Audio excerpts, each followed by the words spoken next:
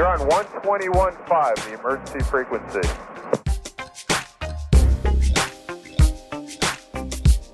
Welcome to the 21.5 Show, a podcast for professional pilots by professional pilots.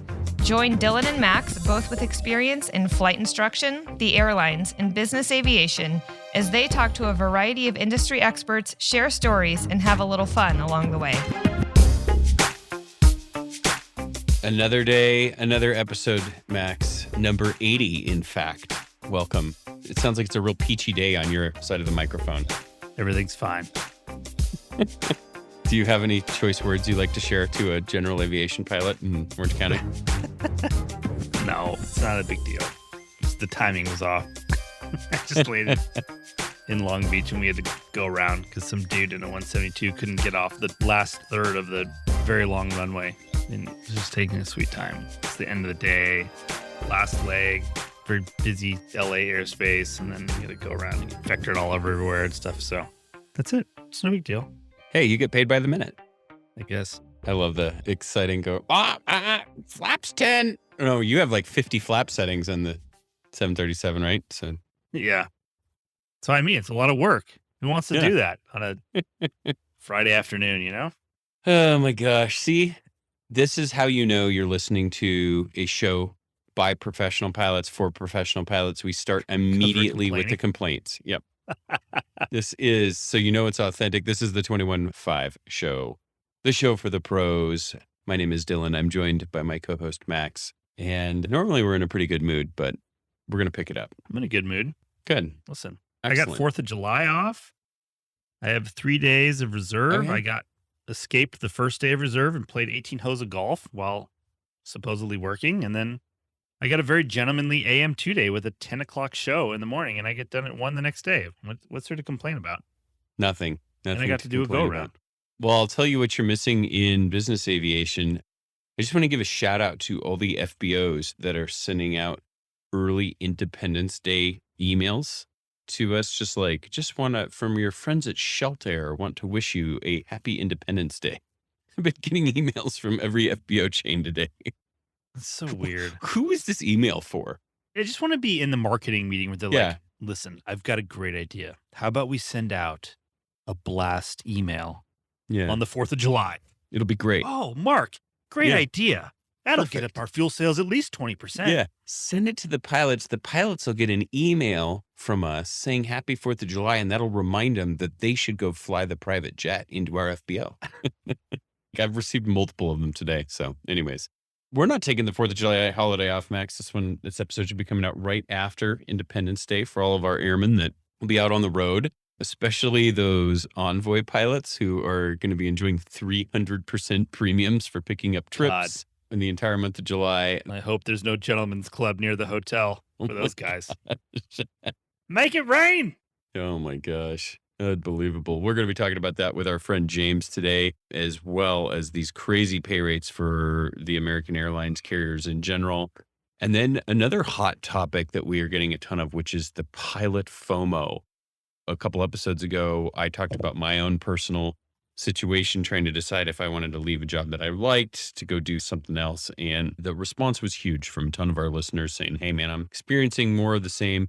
And I thought the conversation we had with James on that was really good. And I really enjoyed it. So I encourage folks to stick around. And yeah, I thought it was good. As we know, James tends to be a very polarizing subject on the podcast. Yep. He had some great. Most love him. Some do not love him. But listen. I think he had some great perspective to share. Yeah, he did. He actually dropped some really great quotes too. I was impressed. I like that. Exactly. I quickly trademarked them for future mugs and cups. So let's put those on the soundboard. Jump into all of that here shortly. Max, one other thing, we were texting about this in our pilot group text today, that Challenger Truckee crash. That was about a year ago. Do you remember that? We were actually on vacation and we came back and did an emergency podcast for that. It's funny. I flew right over Lake Tahoe today and I was looking down at Truckee in the mountains. And I was thinking about that. Yeah. NTSB kind of released their report there, and I haven't had a chance to dive through the whole thing, but there's a really good thread on Pro Pilot World kind of going through some of it, and definitely sounds like there's some questions in the operation and like the CEO of the company and a lot of confusion about operational control, et cetera, et cetera. So I'm sure as folks have more opportunity to dive through that, there will be more interesting revelations. Yeah. The thing that I was thinking about too, in our discussion today, people were asking about if you circle at 121, it's usually it's 1,003 to circle and blah, blah. And we were flying into Kalispell a while back in the corporate jet, and there's a approach to one runway and it's an ILS, and there's not to the other side because of there's terrain and stuff. And so we came in and then we broke off for the downwind and circled to land the other way. But they solved that problem at a lot of airports with RMP AR approaches that are mostly only flown by 121, where you could have just flown an approach and landed the other way with the weather, but you're forced to circle because most corporate jets don't have RMP capability, or the pilots aren't approved and trained and have the LOA and have done the 100 practice approaches because they make it so difficult, even if you have the equipment that's capable. And so it's kind of interesting. I wonder if that will progress in business aviation to be able to utilize those RMP approaches, because in places where you can't have an approach to a runway, all of a sudden now you can. Right. I think it's one of the solutions here. So what I wanted to talk about was this transcript of the CVR. And we kind of heard that we had like an experienced pilot in the right seat, and then the left seat, the guy flying maybe was either not experienced in challengers or not as just experienced in general. And man, I don't know, you probably haven't had a chance to read the transcript, but I'm just going to summarize here. But just in general, you can tell that the pilot is just behind the airplane the whole way. And the guy in the right seat is kind of coaching the whole way down. I think many of us can identify with this, kind of like when you're in the sim with somebody who's kind of weak and you're like, hey, did you want the gear down? Kind of stuff. For example, he asked for the first notch of flaps, like 20 or 30 knots above maximum flap speed. So that's okay. That's just everybody's done that. No big deal. Then he goes down. The guy's talking about, hey, you're going too fast. You need to slow down. And then the guy asked for more flaps in the landing gear. And then later on, he asked for the flap setting he already had in again. And the guy's like, we already have flaps 30. So it kind of culminates here with the right seater kind of coaching him through like, hey, we need to run this checklist now, like ask for this checklist. And then he keeps telling him like, we need to slow down. And then they're doing this circle, and it's one of these classic, and I know many of us have been there in the same situation where the non-flying pilot can see the runway, but then the pilot flying doesn't. So then it becomes this like coaching session of like, yeah, just turn over here. No, you're doing good. And then what happens is you've got both pilots looking outside and nobody's looking inside, especially in a circle, which is bad. I'm inferring a little bit here, but the right seater guy keeps telling him like, we need to slow down. We need to slow down. Then he says, I'm going to get your speed under control for you. And the airplane ended up circling with the speed brakes out. And so folks think that the right seater like pulled the speed brakes out while they're flying, trying to get this airplane slowed down.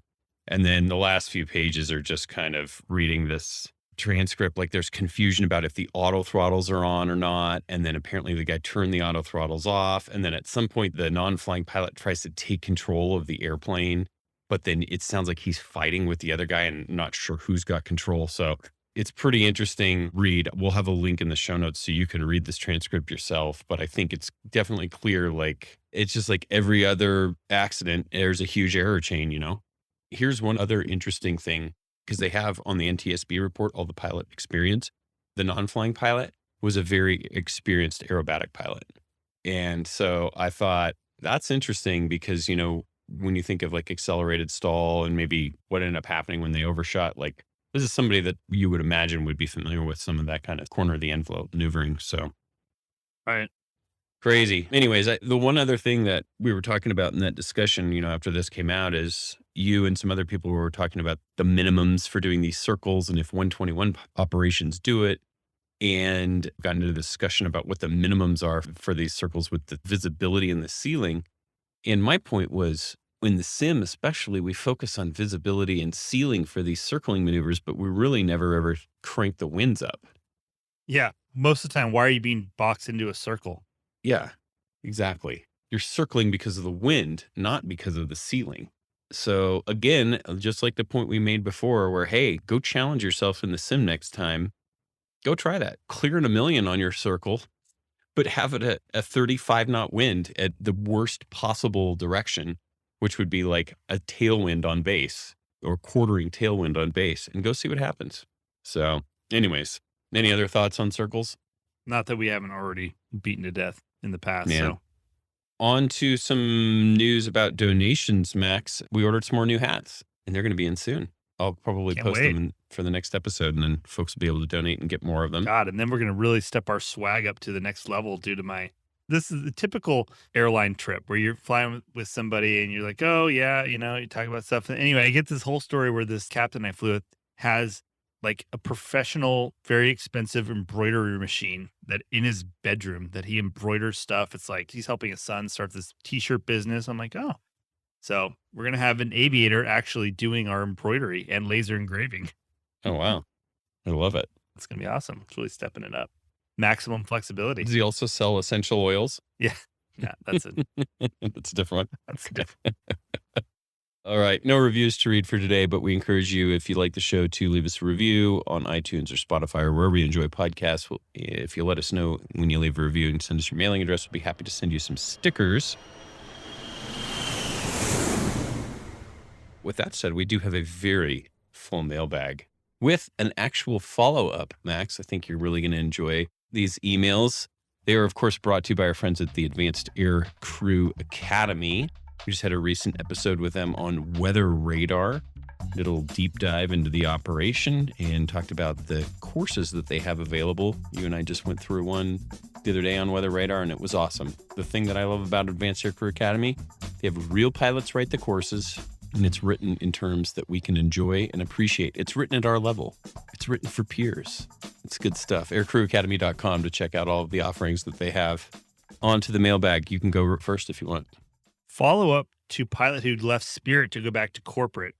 So this is where, to remind you guys, I said, hey, I wonder if he would have left if he had lived in base because he was commuting to his job at Spirit. And so he says, if living in base were an option, it would have been a much harder decision, and I most likely would have tried to get on with a legacy. In the end, I do love the side of the tracks, and there is no looking back. My most valuable piece of advice to the kids I mentor is to live in base. All the soft money / time is able to be experienced if you live in base. Long answer to a short question. Fly safe. There you go. Another dead horse I will not beat, but I couldn't agree more. Different job. Hey, Max and Dylan, love the podcast. You guys do a great job discussing the real issues in our industry. I'm a Part 91 C680 pilot in South Florida working for a typical Part 91 carrier one would expect to find down here. Here is my dilemma. I had a violation in my personal aircraft while on a personal flight. It resulted in a 30-day suspension that I cannot shake. I do not want to let this ruin my chances to advance into 135 or 121. What advice would you give a guy like me with the above situation? Thanks for any feedback. Sincerely, Billy. I think that this can change based on the pilot supply and demand situation. So right now, pilots are in very high demand, and Dylan and I both personally know people that have been hired that had violations in the past, and most of the time they're going to find out. So a lot of times what James has said too on the show is honesty is the best policy, of course. And a lot of times you should be the one bringing it up if they try and be the one to bring it up in the interview first, because everyone knows it's the elephant in the room. So if you bring it up, you have some more control over how it comes to light. And I think that was really good advice he gives. And I would definitely call him and discuss that further when you get to that point. But those are kind of the basics. What do you think? Yeah, absolutely. Just to add on to that. So we have a good friend of ours that had a violation that recently got hired at a major airline, and he did some career coaching with somebody, but James and other career coaches have said it's one of these things that pilots really hold on to, and it's the shame that they have. And it really makes it hard for them to talk about it. And just like you said, it's owning it and saying, hey, yes, this happened. I'm a better pilot because of it. And here's why. You can have a lot of control in that interview. And our friend that went into the major airline interview with that violation, they talked about it for 2 minutes. They just said, hey, tell us what happened. Here's what happened. Cool. Move on. That's it. So you're your own worst enemy, I think, when it comes to a violation, because it's more in your head, I think. Now, could that change in a completely different pilot market? Absolutely. But right now, I don't think that's going to hold you back. So good luck, Billy. I think this is a good time for you. You're going to be just fine. All right. Dylan and Max been listening for a few months and really enjoy the diverse, lighthearted, and current topics. Just listened to episode 78 with John, the state trooper, and found it very interesting from both the rotary and fixed wing perspective. I'm a Coast Guard fixed-wing pilot, so I have great respect for aerial law enforcement. Our helo colleagues mostly do the medevacs, and we're usually doing the law enforcement patrols. It was cool to hear John gets to fly both.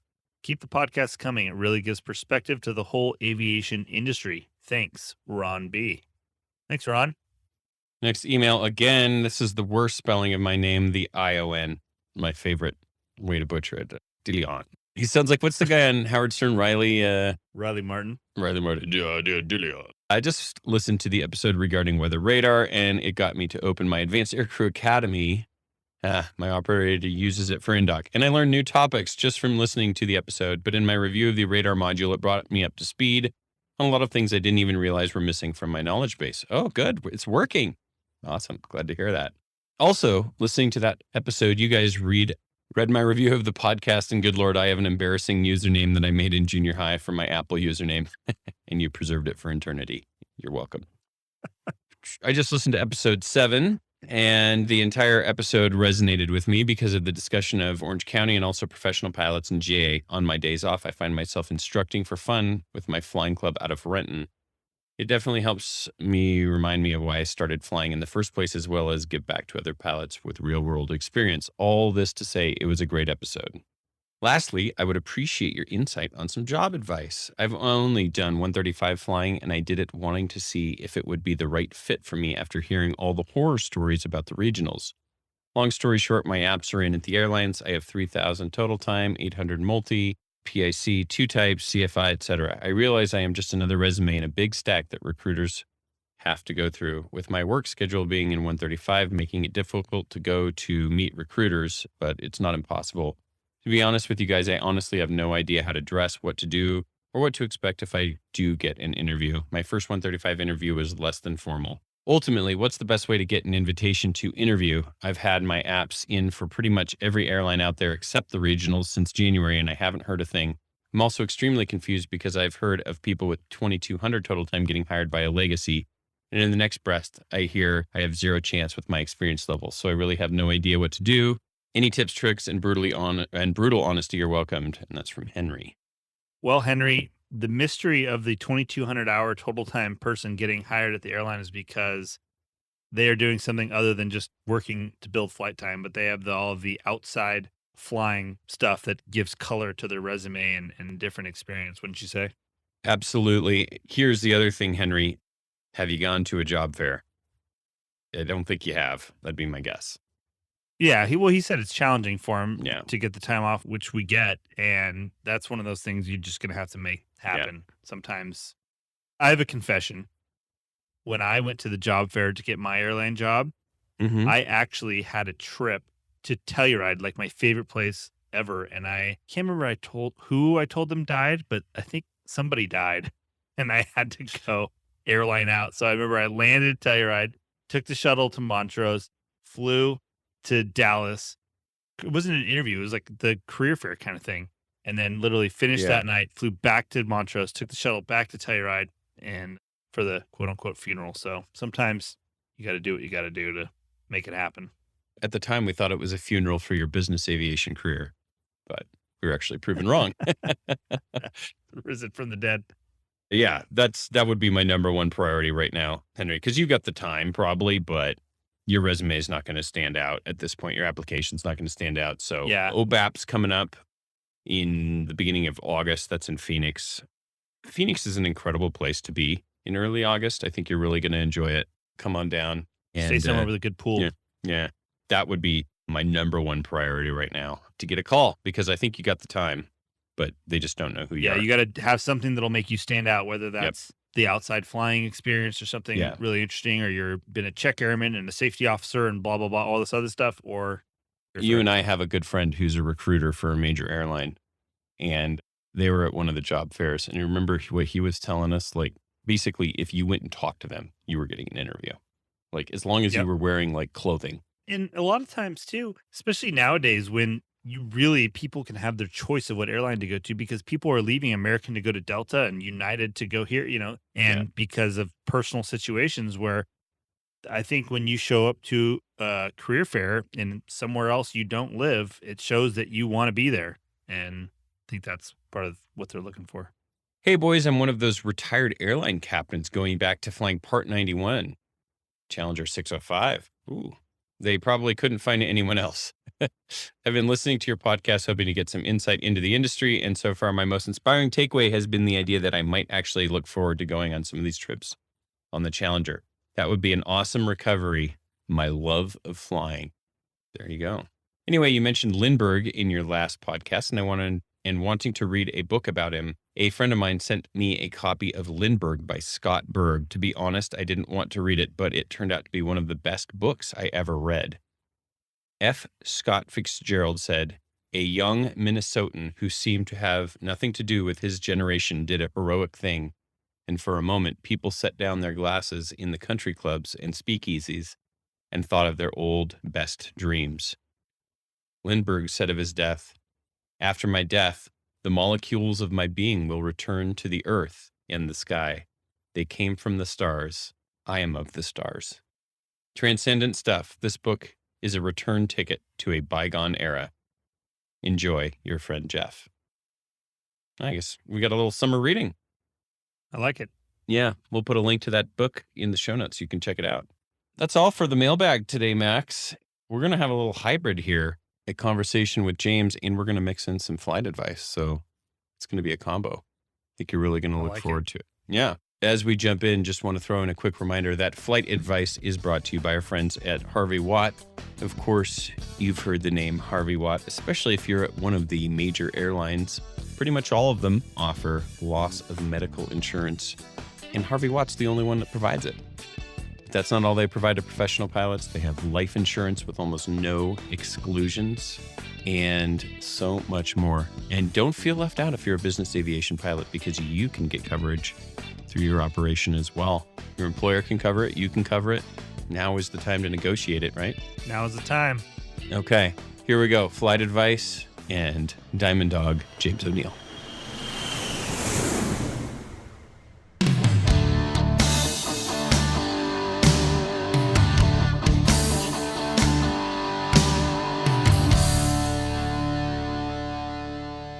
Now, a man who needs no introduction, especially on this show, our friend, our esteemed colleague, James Onieal.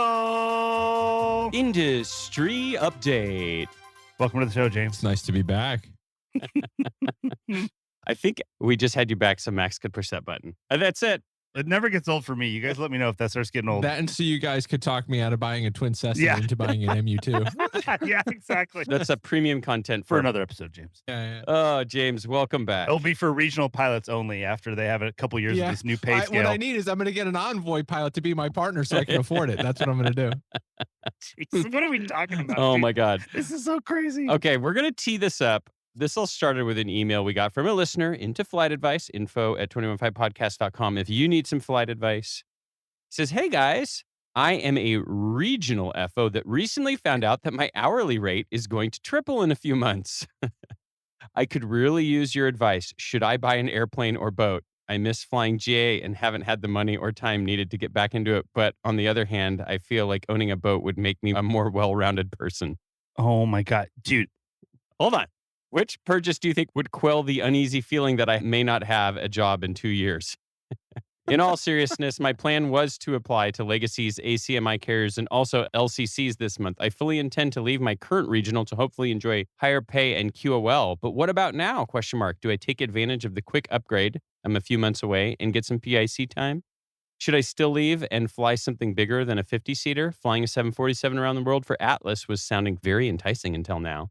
I like the job and I enjoy showing up to work. When I was asked by my union rep what it would take to make me stay at our airline, I remember telling them I'd want at least $80K a year and a seniority number at AA. I still don't have that seniority number, but in a few months, I'll be making significantly more than $80K. I'd like to hear from Diamond Dog James Onieal so I know what to think of all this. Probably not going to buy a plane, but I am now shopping for the 2005-ish model Camry instead of the 99 Corolla. Thanks. And that's from Will. Oh my God. I'm going to have that etched into a stainless steel plate and hang it on the wall as like a time capsule. That's right. That's incredible. Okay. James, welcome back. Why don't you first start by telling anyone that's been living under a rock what has been going on at the regional carriers to make this person want to write this email? Well, there's been a massive pay increase at all of the American regionals that has brought FOs up to the, let's call it $90 an hour range. And a line check airman topping out, I think it's the $400 an hour range. I don't have the exact numbers in front of me, but it's a slight pay increase. I mean, good. Modest. Yeah. There's a lot more people in the 37% tax bracket than there were last week. And then on top of it, Envoy just announced for a brief period of time because of the holidays, triple pay. So basically, Envoy pilots are effectively making more than a lot of Southwest pilots to go fly on the holidays. So the memes that have been online have been absolutely priceless, of the guys in the jump seat saying, like, an Envoy pilot turn into a legacy guy. Hey, get your app in soon. So It's for 2 years, right? Is that the deal? How long these pay increases are for? So it's kind of like when you go into a legacy airline and they offer you a conditional job offer, right? The key word there is conditional. With this pay increase, the key word in there is temporary pay increase. They're in a situation where for the next 2 years, effectively, they're getting pretty sizable pay increases. And that's great. But it also creates a really difficult decision for a lot of people, because it's not a small amount of money that they're looking at giving up. And obviously, Will was joking around with the boat. You ever see that MC Hammer commercial where he's out there dancing and then all of a sudden they're taking all his stuff out of his house? Yes. Like, with like U-Haul vans? I think it's a Geico commercial or something. I can't remember what, but that's like what I picture. Well, the key is, James, you only arrange your financing for 2 years. Yeah, exactly. But all kidding aside, right? So let's take away the boats and the airplanes and all the other stuff, right? But let's say you're a 22 or 23-year-old pilot with, I don't know, $250,000 in student loans from University of North Dakota or Embry-Riddle. And now all of a sudden, you just got a massive pay increase and you can pay down that debt over the next 2 years. Like, if you still live like you're making $40,000 a year, right? And you take that differential and you pay that towards debt, that's a significant amount of money. You now go pick up triple overtime on the holidays. Like I said, that could be the difference between somebody being able to pay off debt, buy a house, do a lot of meaningful things in their life.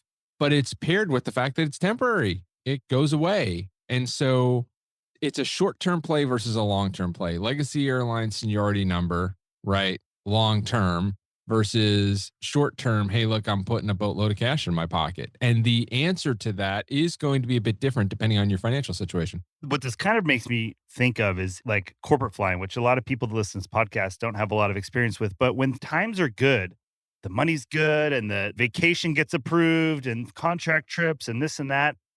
And then when things turn south, I mean, even as recently as COVID, I knew the owner of the airplane's like, oh, yeah, we're going to have to give you a pay cut because of COVID. We're not really flying right now. We're not making much money. And it's kind of the same thing where this flying business, no matter where you are, it ebbs and flows. It always does, where they hire till they furlough. It's the same thing. So yeah, like you said, it's a long-term versus a short-term play. And I don't think the dynamics of the long-term play have changed much. It's just going to make it a little better on the way up.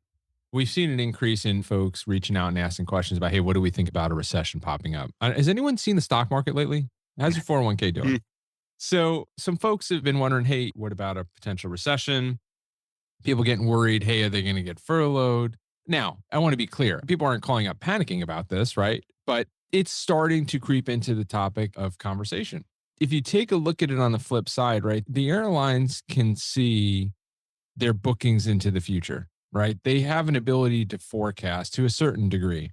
And you're taking a look at United, just put out a tentative agreement with 14 and some change % pay increase and a whole bunch of additional benefits, right? Well, they can see the same economic data everybody else can. They're clearly not offering up massive pay increases without having some level of confidence that they're going to be able to weather whatever's coming up next.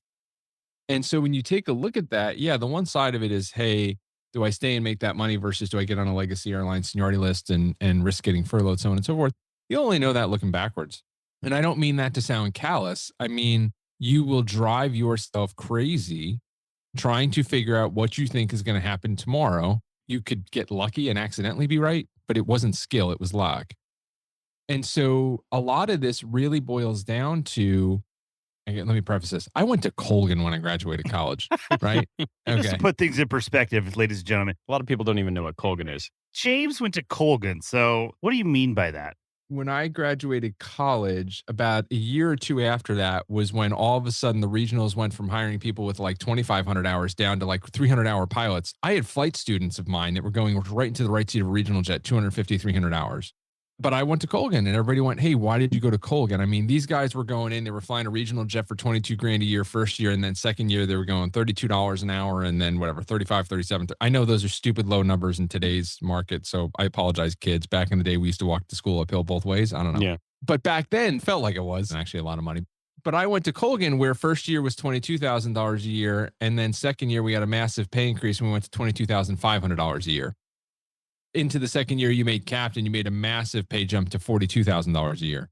But I went there because it was a quick upgrade to captain, but I could financially afford to give up the money. I was fortunate. I didn't have a massive quantity of debt that I had to pay off. And at the time had a 1993 Toyota Camry in like 2005. So it was really easy for me to say, hey, look, I'm going to take a bunch of short-term losses. And I did for the first probably 3 or 4 years of my career. My counterparts were all making significantly more money than I was, or not significant, but I was making in the 20s. They were making in the 40s.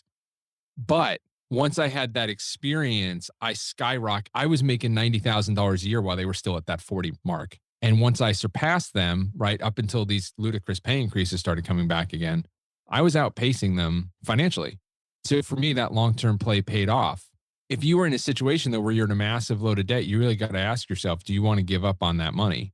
Now, if you're going to a Delta, or you're going to a United and you're going to make 90 grand that first year, then yeah, go make the jump over. But if you're looking at going someplace where you're going to go from 90 back down to 40, you really got to ask yourself, can you financially afford to do that? That's well put. Another thing that I think, as you mentioned, recession, other things, if guys are sitting there going, well, I'll just stay at the regional, I'll make all this money for 2 years, then I'll go to the major. One little detail, the major needs to be hiring in 2 years. Seems like an assumption that everybody makes that it's going to happen, but that may not be true. But even that doesn't pencil because you're pulling 2 years off at the maximum pay rate at an airline. And so it still doesn't pencil out. And going from making a bunch of money then to taking a huge pay cut is hard. It is. Yeah. Like, It's the 3,000 to 4,000 seniority numbers you're going to lose that are going to hurt. and here's the thing. I think that you should look at your aviation career similar to how you look at your 401k. And if you react with how you have your 401k invested every time the market pulls back and then it goes up and you're day trading your 401k, you're going to be a lot better off looking at your goal at the end of your work life cycle at 65 or whatever that is and saying, that's how I'm investing based on where I want to be there, not right in front of me. And this is the same thing with the regional airline pay raises or with corporate and things getting better because the market's tightened and everything else. Like if you have a clear end goal in mind, then keep your eyes on that and work towards that. That's my opinion. Yeah. So on that note, when you're playing the long game, you've got to be aware that you're going to make decisions that in the short term are going to look stupid to people. I can think of 3 different occasions where I made a career decision. One of them was leaving Colgan. The other one was leaving Republic. And the third one, I'll leave the other company name out because people won't know who it is. But either a captain or a management pilot turned to me and went, you are making a horrible decision. This is the worst decision you could ever make. And in that moment in time, I understood why it looked like that to them, but I had a broader goal in mind. And it ended up panning out in the end for me. So it's okay to take steps backwards if they're done strategically. It's okay to take steps laterally if they're done strategically. You don't have to be taking these massive leaps forward all the time. You can't always win. And so sometimes you're going to take a step back or you're going to take a step sideways. But if it's done strategically, it's okay. It works itself out. So do you think that we're going to see this pay increases go to the non-American regionals also? It's an interesting question that I've spent some time thinking about. So the question becomes, can American financially sustain these pay increases that are going to these regional guys? This is the whole thing. And that's the American Airlines Group always makes these not very fiscally responsible decisions, I feel like is their history. Well, the reality is take a look at what's going over at SkyWest right now with the looking at starting up a 135 certificate. That's another way to address the exact same problem, right? So Americans' play is let's financially incentivize them to stop leaving. That is a way to do it. And if they can make it work financially, it's an extraordinarily smart way to do it. it looks like the way some other carriers might be going, Delta and or United, is you have a non-union carrier, SkyWest. I'm not saying that in terms of it's good or bad. I'm just laying out the facts of what it is, who is exploring purchasing a 135 certificate.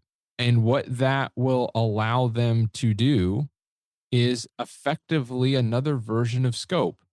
Now, if you take a look at the regulations, right, they're starting up a 135. The maximum amount of seats you can have on a turbojet airplane is 30. They cannot get into what is called scheduled 135 operations. I believe there's two reasons for that. I think is you can't have more than 9 seats and you can't have anything turbojet. You can look that up if you're bored, but I think those are the two reasons as to what limits them from scheduled. So they'll be unscheduled. I would not be surprised if they start on the essential air service routes, the ones that are having to get cut anyway. They're subsidized by the government. It's the least controversial route you can go take over from a pilot perspective, right? Yep. In terms of it's essential air service. They're shutting down regular small markets, but they circumvent 2 regs. They circumvent age 65. So you can take retired airline guys and put them in the left seat. And they circumvent the ATP rule. So you can put somebody with 300 hours into the right seat. Now, if you see some of the other ancillary stuff, if you're on LinkedIn or any other platforms, ALPA is coming out right now pretty strong against, you can see it on the Spirit side in terms of Spirit's looking at E3 visas to bring people in from Australia. And they're complaining about how ALPA's point of view is, hey, look, you're undercutting safety. That's the angle that they're playing. Looking backwards may not be the best argument, because if they take these really senior retired airline guys and put them with 300-hour regional pilots and they create the right type of environment and program, the airline could be able to come out with some really strong FOCO and SMS data that says, hey, look, the safety data is trending in a positive direction, not a negative direction. Part of what created, other than Colgan, a really stable environment post September 11th was it was taking 6-7 years to upgrade to regional captain. The regional captains that were there were 15 years. So you had a lot of really experienced people in the cockpit. So it's interesting to see United and Delta may not go that extreme pay route. They may go the route of let's try this 135 thing, and it'll start with essential air service. And if it works, and you can see it in our news articles in our weekly Tuesday email of all these routes that American, United, and Delta are just cutting and suspending. It's like Kalamazoo, Des Moines. They're not essential air service routes. They're small areas that can only justify a 50-seat regional jet, and they don't have enough pilots to fly a 50-seat regional jet, so they just cut the market. Well, guess what? Now you can put a 30-seat regional jet in and out of there. That's going to be interesting to see how that plays out. We'll wait to see, does anybody turn around and say, hey, we're going to take our regional pilots and staple them to the bottom of our seniority list? Those are tangible things that they can use on the negotiating table to stop you from leaving without having to give you any more money. So we'll see. But I'm not 100% sure that every regional is going to end up with $400 line check airman pay. I mean, it's just so unsustainable. Yeah, it's clearly unsustainable, but it's desperate times call for desperate measures, I guess. Yeah, but because that's the thing is that's your regional that feeds passengers to the mainline airplane, and you start to cancel routes and not be able to feed the mothership. It's not good. Good deals don't always make sense. Sometimes there's a wrinkle in the matrix. If anybody does any reading up on recently what Zillow did, they created their housing unit where they went into people's houses sight unseen and overpaid like 30% on the houses. Yeah, and Zillow lost an ass load of money doing that. In a massively appreciating market, still managed to lose billions of dollars. Yeah, exactly. Well, so look, this could be American doing a Zillow. I don't know, right? We won't know. We can speculate now. We'll know in a year or two how it worked if they re-up the contract. I mean, that being said, though, see, all the cash flows of all the airlines, it goes hand in hand right now. I mean, the reason demand is so strong, so the cash flows are way up. So they can afford that, I guess, for the foreseeable future and not bankrupt the airline. Well, but the point is, as the regional pilot sitting in the seat, the deal doesn't have to make sense. You just have to look at it and go, is this a good deal for me right now, right? Like, if I was selling my house and Zillow comes in, they want to pay me 30% more, and I go, this doesn't make sense, I want to talk about it. Well, you talked your way out of a good deal. It's not your responsibility to figure out if it's a bad deal for them or not. It's your responsibility to figure out if it's a good deal for you. Take it and run with it. Well said. Right? But you may want to take 20% of what you're making and save it, you know? Once again, read the book Hard Landings, everybody. Yeah, if it's not a good deal for them, when they roll it back, it's going to hurt. Yeah. It's funny because I remember flying at a regional airline with some of the older guys that were captains. You know, their timing was just not great. The majors weren't hiring them or whatever, and they got to a certain point where they said it makes more sense. I'll make more money over the span of my career if I stay as a captain at a regional than to go to a major. And now those guys that Envoy that did that Yeah. They're going to be. That's actually true. They're actually don't- true. look. They did. You figure it out at age 65 when you're looking backwards. Yeah. This is why you can't go on the internet for strategy. This is why we spend these one-on-one sessions with folks and their spouses and their families going through, because there's a lot of nuance as to whether or not this is a good deal for you. But it's terrifying when you're watching all your friends making these moves. And it's just like when the stock market's going well. Any of your buddies running around right now talking about their stock picks? No, they're not, because they're all losing money, right? Okay. Well, right now, everything's going well. So everyone's making it look like they're genius career strategists when the reality was it was raining and they just walked outside with a bucket. What's happening is it's creating a lot of fear of missing out and a lot of panic for people Yes. because they're feeling like, man, I'm making a horrible life decision. I've got my buddies over here that are going to the legacies. I should be doing that. Wait, I've got my buddies that went to Envoy and they're making X amount of money. I should be doing that. I'm a corporate pilot. Should I even be here or should I be over there? It's a whole bunch of chaos because they're not chasing the specific job. They're not chasing Southwest or United or Delta anymore. They're chasing the Instagrammable lifestyle that they're seeing of these people smiling. I watch YouTube constantly. Take a look at the quantity of pilot lifestyle podcasts that have popped up in the past year. And look, it's unbelievable. Swain Martin's got a great channel, right? My Layover Life, great channel. They produce great content. But if you're watching it, you could get lulled into the like, hey, this is always perfect. I was watching My Layover Life is one of the YouTube ones. He's a 7.6 captain at the United, but he's a junior 7.6 guy. And he did this whole video about, man, where'd he go? Like London. And he went out and did a whole bunch of really cool things. So let's call it a 10-minute video. There's 9 minutes and 58 seconds of that. And there was 2 seconds of, oh, by the way, I missed my commute home. So now I'm actually gone for 19 days straight or something stupid because he had to pick up trips, right? Like, if you're not listening really closely, like Eileen happened to be watching it with me and I turned to her and I went, absolutely not. She goes, no way. I don't care how much money you make or what the airplane looks like. Well, I'm not doing that. Right. So there's a lot of subtlety. There's a lot of nuance. The right question that you have to know to ask to find out, is this actually right for you? Because you can end up getting into a really shiny airplane doing something you hate. If you think fear of missing out is horrible, try buyer's remorse. That's a good one. That's a really good one. That's what I was going to say. As far as this airplane versus boat question, though. I want an airplane, so I think he should buy a 340. Yeah, that's a really good way to.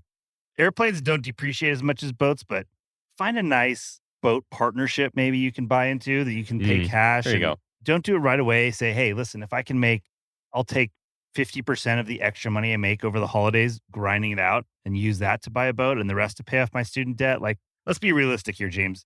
Most people aren't going to have the kind of discipline to then triple their income overnight and not buy something. So you have to accommodate for that somewhere, I think, if we're talking realistically about aviators. Okay, so when I got hired by NetJets, I started on a Monday making $28,000 a year. On Wednesday, the union passed a brand new contract. By Friday, I was making $90,000 per year. What'd you buy? 2 weeks before everything went sideways at NetJets and it was dead clear we were all going to get laid off, I was shopping for BMWs. So I get it. Like, Exactly. I mean, you're like, this is never going to end. I mean, I'm making all It's this. just I got like, all dude, this. don't go finance Aeronautique for 40 years. That would be the wrong decision.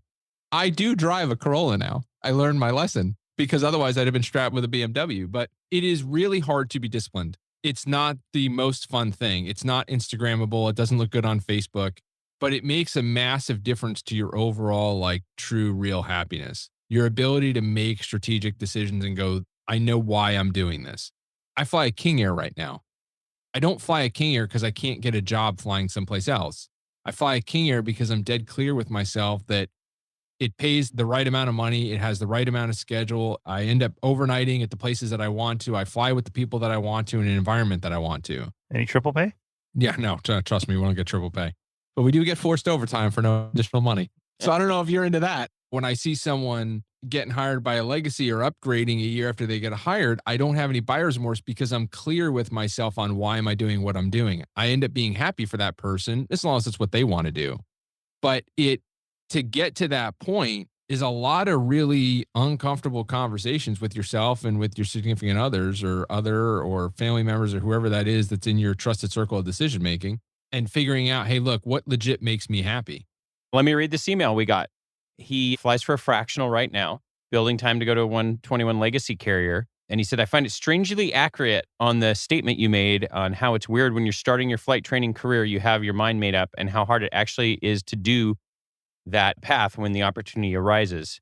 I have a conditional job offer and a class date with United and cannot believe I'm second guessing myself and feeling indifferent in my decision each day, especially for a job that was my absolute dream and the reason I started flight training in the first place. As I plan on jumping headfirst into 121 with zero previous airline experience, I'm hoping I'm making the right decision. I have small children at home and spent a bunch of time on the road. Hearing both of your takes on corporate airline has been helpful, but this decision I've found is extremely hard. So I think there's a lot of people going through this right now. And we've had people that have made a very tough decision, like the ULCC guys that have gone, got jobs, and then turned it down and stayed behest of all their friends telling them that they're idiots, like you were kind of saying, which is, that's the harder path to take, I think, way more than just taking the job and sending it. Yeah, but let's talk about why this happens, right? So you get into flight school, or you start flight school, and you have this target of getting to a carrier. Your blood, sweat, and tears, debt, all this stuff goes into this. And all of a sudden you get it. And it's like, oh, I'm not happy. You just spent 5, 6, 10 years of your life chasing this. Now you're not happy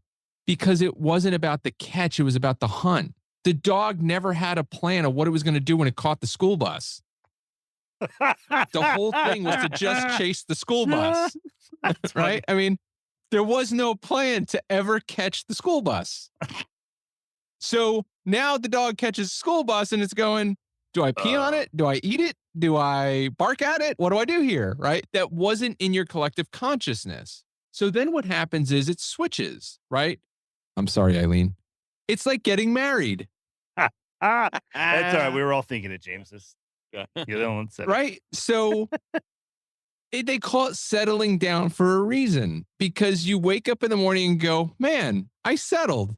Every day, Eileen goes 100% settled. This is a compromise. But he does drive a Corolla. Yeah. Like, this is good enough. It's like what you're shooting for, right? And if you think about this, I always like to use marriage as an example for this. I'm so going to get in trouble for this and lose 50% of my net worth at the end of this podcast. Can you record it though for us? That would be, yeah. That would be great. Oh yeah, trust me. You can have her on the follow-up episode. But you first get into a relationship with someone, and for the first 6 to 9 months, everything's magical. They're super funny. They're amazing. They're this or that, right? And then you eventually get to a point where all that wears off and you realize, oh, this is actually going to be what the rest of my life is.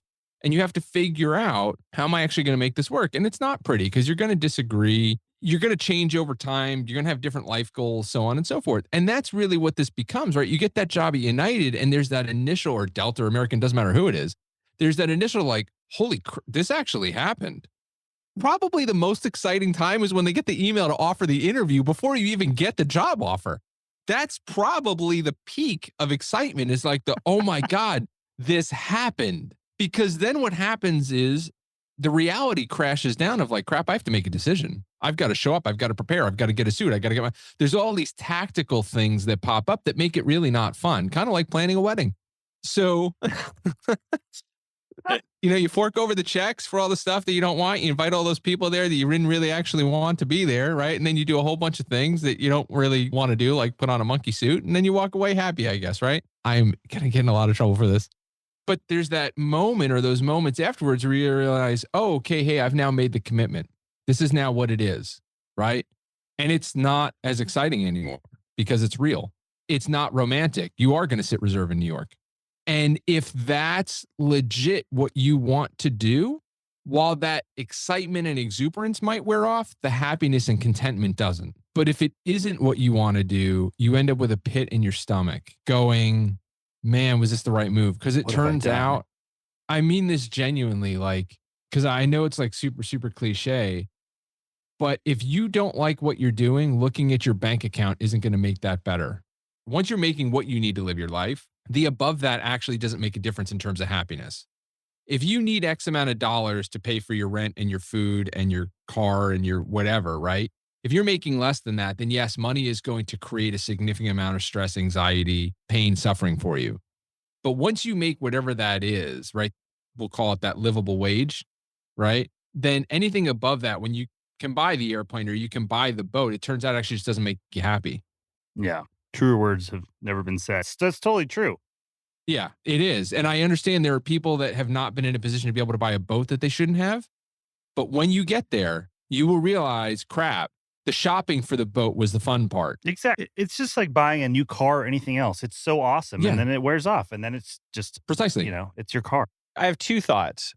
In a way, it's weird. Yeah, like you're talking about, we see this on Instagram and LinkedIn all the time. People that are mid-20s saying, I'm happy to announce I'm going to Delta or United, the picture in front of the sign or the model or whatever.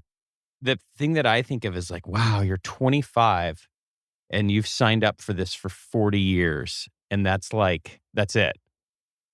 Which is great from a seniority perspective and lifetime earnings, of course, right? I mean, you can't discount that. Yeah, on paper, it's a stellar move. Yeah. But is it going to fulfill you? I don't know. And then my other thought is too, when we talk about the thrill of the hunt, it's kind of like the perpetual bachelor. But my comparison to that into aviation is the dude that stays in corporate that hops jobs like every 5 years. And for some people, I think that's actually good. But those guys, we both all know those dudes that whatever job they're at is the greatest job ever and it's never going to be better. And then 3 years later, I'm working for this new company. They're the best. The owner's the best, and then it's constantly. So maybe knowing yourself and your personality a little bit will help you to understand where you find the best fit. Well, and I think the people that write in that seriously question this and things are people that, one, know themselves and know what makes them happy. And two, a lot of people just put on blinders. They're like, this is it. This is what I'm supposed to do. This is what I have to do. This is what I thought I was supposed to do. And they don't turn their head and look either way. And that's where some people, though, have really great perspective and they make some very tough decisions and leave potential earnings and a lot of opportunity on the table.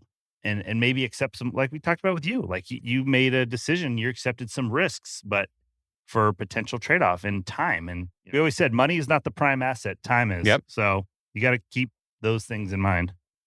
People don't realize how bad it is to achieve a goal or get an opportunity before you're ready for it. Well, that was what I was just going to say, because Max Palmer at mid-20s, totally different dude that was like, well, I'll use NetJets as an example. I was the youngest guy on their seniority list. I got hired at the exact perfect time. And the problem was a year and a half in, I was severely dissatisfied.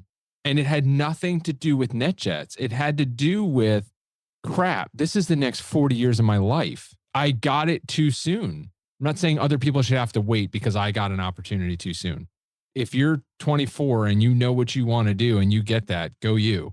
But I was one of those people that thought I knew what I wanted, got in there, and then went, it was a goal and I enjoy it, but I wasn't ready to settle into a routine. I hadn't had enough experiences of doing different things and learning different things and flying with different types of people and making different mistakes. So I got that opportunity earlier than I was ready for it, which was fortunate because then 2008 happened and then I was begging for that opportunity back.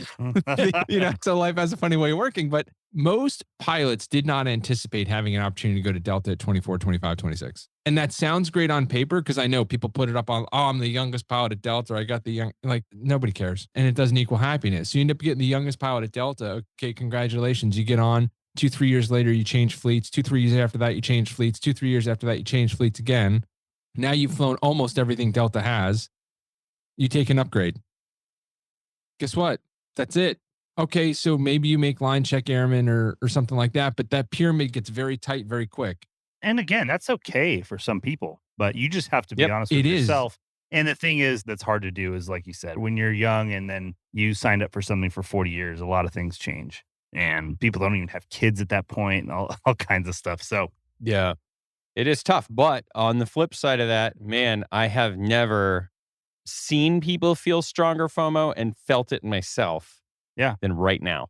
This is the pinnacle in my 20 years of being a professional pilot of like, wow. You know what the cool thing is? So I definitely feel for the people. Now is the best time on the face of the earth to be incomprehensibly impractical. You can go to United. This may sound crazy to some people, but just because you decide to go to United, Delta, American doesn't mean you've decided to stay there for 40 years. You can try it out for a year and leave. And that's the advice. That's the same advice I gave this guy. I said, listen, the good news is business aviation is not a seniority-based system. So you could try it and you could always come back. Your type rating is not going to disappear and all the experience you have in a year or two. Oh, and trust me, it's a lot easier to convince someone you want to work for their flight department when you're leaving United at 28 to go work for them than it is the other way around. But that happens. There's people that do that. Wide body people that have left to go fly a 550 for a real estate guy. I mean, But the point is, you don't necessarily have to know the answer before you make the move.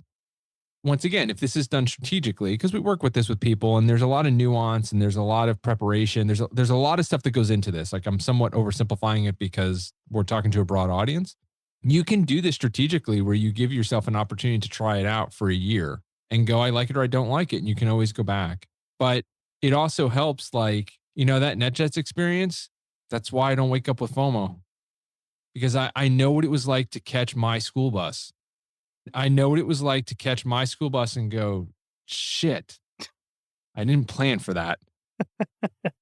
When people are posting that they're making, $400 an hour traveling all around the world, I can honestly ask myself, do I really want to go to these places around the world for work? Because it's not a pleasure trip for me. Going over to London and hanging out for 36 hours and coming back, for me personally, I know is not fun. I know other people it is, but for me, it's not.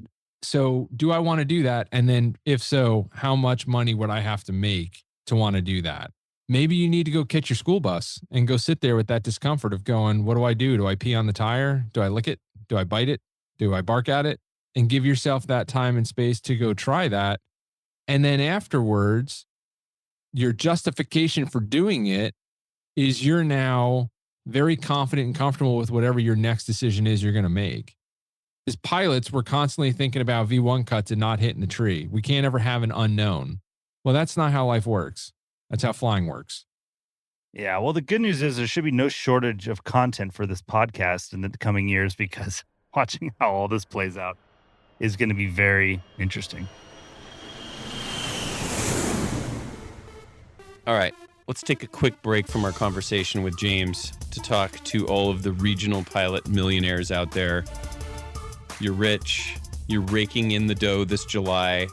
We mentioned some ideas about what you should do with that money, but there's really one person we recommend talking to with all these stacks of cash. Who is that, Max? That's our friend, our cohort, our confidant, Tim Pope. A certified financial planner who's helping professional pilots nationwide create and execute a smart financial strategy. Tim Pope, your financial planning partner for all phases of your financial flight, including the incredibly lucrative regional airline. Who knew? Flight. Check the show notes for a link to book your free appointment with Tim. Okay, let's jump back in with James. To your point, James, I had lunch the other day with my friend who's a line check airman for United. We were talking, he says, oh, man, training nonstop. Every trip I do is training. And I said, oh, it must be a lot of regional guys, maybe some military. And he goes, you would be surprised how many of my students are actually Delta, Southwest, American, FedEx, UPS. He goes, it's almost half of them are coming from a different major airline. Mhm. And so that really surprised me. But to your point, at least people are brave enough to try that and say, hey, I got that job at United. Dude, I get the emails every week of the people that, hey, we just got you 2 CJOs, and they call back and go, I got a 4th interview I want to go interview for. And you're like, okay, I have 3 emails I responded to today of people that have gotten 2 legacies and now they have a 3rd that they want to go interview at. And they're trying to time the class dates and the so on and so forth. So yeah, people get hired and sometimes they caught the school bus they thought they wanted. Yeah. And then they get there. And then they figured out what commuting was like, and they said, oh, I'd rather live somewhere I can fly. But the point is, why is it okay for a UPS or Delta pilot to go over there, but a regional pilot or a corporate guy go back? People are doing this. There's a large shuffling going on. So give yourself the permission to explore it and try it. And if you're having trouble with it, give us a call and I can walk you through the strategy on what all the pitfalls are. And because I have the benefit of watching the people that went there and decided to leave and can hook people up together. There's a whole bunch of different things that we can add to the table that you're not going to be able to figure out on your own, but you can start to figure out on your own what doesn't make you happy. If I was going to pay you to stare at a wall and watch paint dry for 10 hours a day and you can't do anything other than stare at the wall, can't talk to anybody, can't sit down, how much would I pay you to do that? And people go, well, that's ludicrous. Well, it really, doing something you don't want to do doesn't matter if it's staring at paint on the wall or flying the wrong type of airplane. You don't want to do it. So how much money is it going to be worth to do it? And you watch people go, oh shit, I don't know, 400,000. Okay, good. Now You willing to do that for 40 years? No, I wouldn't do that. Yeah. Oh, okay, cool. Could I get you to do mandatory overtime? No. I don't want to do any more of it than I have to. Okay, cool. Well, now let's start talking about how is doing this like watching paint dry for you. Yep. Plus throw in a commute on the side to the paint dry. Well, but the other thing that we're not talking about, and this is probably a different episode, is, dude, if your family's not behind it, we're talking about what if the pilot themselves is unsure? Yeah, what if your spouse and kids don't like it? That brings up a good point. I think we have time to cover this, James. Let's talk about our spouses right now, watching the news, seeing the things online. Well, my case is my almost ex-spouse, but yeah, I get what you're saying. Yeah, right. Exactly. This is a real problem, I think, for people. Let's say guys are in a job that they're happy with. Their spouse is watching the news going, look, everybody's making money hand over fist right now. Why aren't we making money hand over fist? That's the opposite conversation, I think, in a way. You should go to this other company. Have you worked with people that have had to have those conversations? And that's exactly what we talk about in the strategy sessions, because when we do strategy sessions, it's not just the pilot, it's their spouse there too. And when their spouse goes, rightfully so, by the way, hey, why are we not making that money? Okay, cool. Let's talk about what that looks like and what compromises you are and are not willing to make. And at the end of it, sometimes they're clear on that actually is the right move for us. That's what we want to do. Now that I know that, I'm that much more convinced. Sometimes they walk away and they go, oh, I don't question at all why we're not making that money. It's not worth it. But once again, they are clear on the move that we're currently making is the right move for us. But this is my opinion. You are not going to be a successful pilot without the buy-in of your immediate family. You are going to run through a lot of ups and downs. There's a lot of time when Eileen was walking around the house going, okay, you need to get up, you need to take a shower, you need to brush your teeth, and you need to eat something. I get the credit on the outside, people that don't understand the industry, right? Like, oh, you're a pilot. That's really cool. Yada, yada, yada. Yeah. The spouses are the ones that are literally propping you up on the podium, right? Going, for the love of God, don't fall over.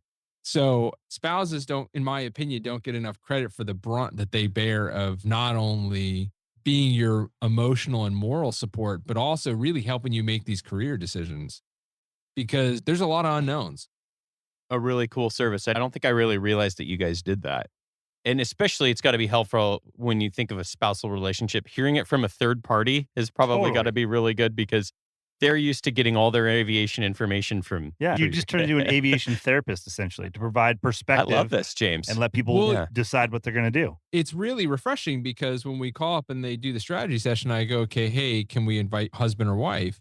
And they're like, they can come? Yeah, dude. They're the ones that are going to bear the brunt of this. But the other thing that's really cool is I don't take sides. I'm there to make sure I'm hearing from each side what it is their concerns are, and then showing them, okay, here's how this looks practically. And what happened, that's what's creating the gap in the clarity, is they can't see how do we make what we want happen. If you're a corporate pilot and you're trying to explain to your wife, hey, I think going to XY to United's a really good call. You don't understand pref bid. You don't know what the junior fleets are. You don't know what the schedule looks like. You don't know any of that. So you're trying to explain, I think this is a really good idea. Why? Because when I was 4 and I was standing at a fence and I saw United, yeah, that ain't gonna, no pun intended, that ain't gonna fly. Well, guess what? Not only do we have the ability to provide the strategy, but we have our network of folks that we've worked with that we get to connect with you. So you can talk to them and their spouse and go, okay, how do you make this work? It creates a much higher level of clarity. There's a lot of opportunity right now, and it's not going to last forever. So put some time into making the decision that's best for you. This time 2 years ago, we were talking about how the world was ending, and now all of a sudden it's getting out of control. Okay, last question, James. We'll get you out on this. Let's pretend I am a flight instructor right now. I am seeing all of this go on.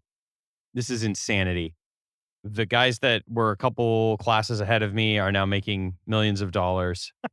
I'm sitting here trying to figure out, what am I going to do? What's your advice to me? I'm getting close to I'm at 1,300 hours right now. So I'm real close. I'm starting all my applications. Meaning like you want to get hired by the regionals? I'm thinking regionals because that's what everybody's doing. But is that what I should be thinking? Should I be going after that regional that's paying the Envoys and the AA carriers? Any thoughts for the folks getting ready to make the next step? So this is how I look at it. And this is how I kind of plan my career. When you're early on, the emphasis really is on two things. finances and skill development.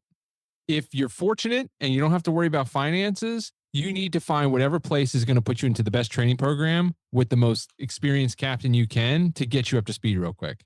So you may end up finding a corporate department where you can end up getting into a more structured training program with a more experienced captain who's going to mentor you than you can in a regional right now, because the training department's all getting hired by United, Delta, and American. Oh, and by the way, once you get online, the captain has 2,500 hours, only been there a year. But initially, that skill development is huge because you can command a higher salary with it later. Now, if the finances are an issue, then typically right now, or at least right now, the regionals are probably going to pay you more money because they're just escalating the pay so quick that corporate has not caught up with it. But if you're at 1,300 hours, you need to be focusing on getting the flight that next 200 hours as quickly, assuming 1,500 hours is your ATP mins. You need to focus on getting that as quickly as possible. The second you get hired at the regional and pass IOE, you need to get your application and resume put together. I know that sounds dumb, but the airlines want your stuff a year out. So if you're looking to go to a legacy airline, you need to have your stuff in as soon as you get off of IOE, whether it's at a corporate operator or at a regional airline, because we're watching people a year and a half in getting interviews and job offers. Because the airlines, they can't afford to just take captains. Otherwise, they don't have enough replacements for them. So they're having to take a mix of captains and FOs. Okay, that answers some of my questions because we have a friend that's in new hire at a major right now, and he goes, he can't believe how many young FOs there are in the class. Yeah, right now, American and Delta are hiring about 200 a month. United's about 100 a month. Yeah. Just because of the summer. So you're talking 500 a month. If they took 500 regional captains per month to the legacy airlines, the jets would sit on the ground.